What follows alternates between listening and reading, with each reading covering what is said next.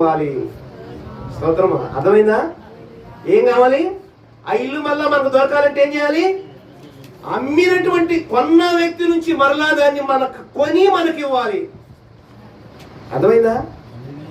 ఈ భాష అందరికి అర్థమవుతుంది కదా? అమ్మ అర్థమవుతుందా? సిస్టర్ అర్థమవుతుందా? అమ్మ అర్థమవుతుంది కదా? ఊరికి నేను తెచ్చి ఇలా ఏం చేశాడు?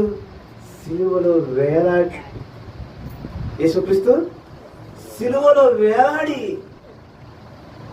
వాస్తవానికి అక్కడ వేలాడాల్సింది ఎవరు తెలుసా?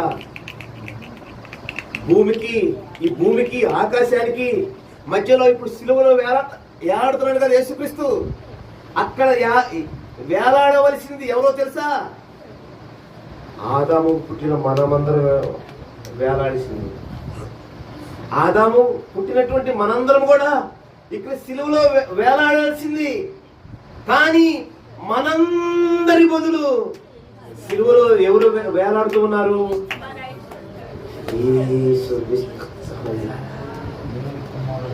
దేవుని కుమారుడైన యేసుక్రీస్తు వేలాడుతున్నాడు.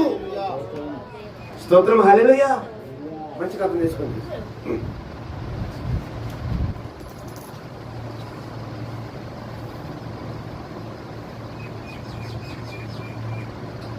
అతిశయపడటానికి ఏమీ లేదు.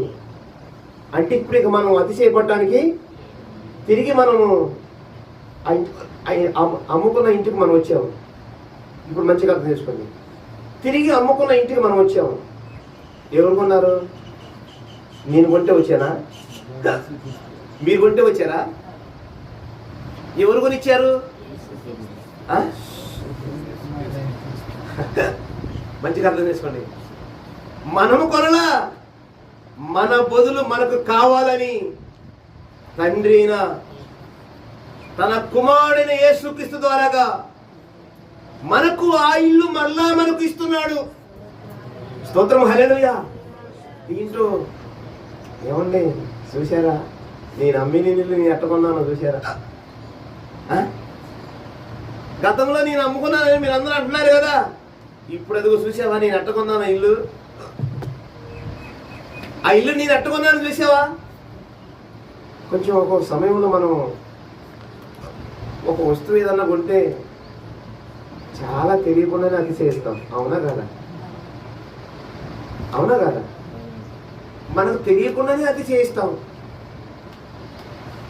నాలంటే ఎవరైనా ఉన్నారా? నాకున్న దాంట్లో ఎవరికైనా ఉందా?